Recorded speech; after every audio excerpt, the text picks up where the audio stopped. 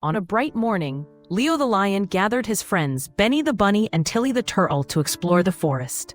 "Today is a windy day. Let's fly our kites high in the sky," Leo exclaimed. As they raced up the hill, Tilly noticed a butterfly caught in twigs, signaling for help. The trio worked together, carefully untangling the butterfly while discussing how wind can help it fly. Finally, they launched their colorful kites, learning about wind energy and the joy of helping others. Their laughter echoed as they watched the kites dance, filling the sky with color and delight.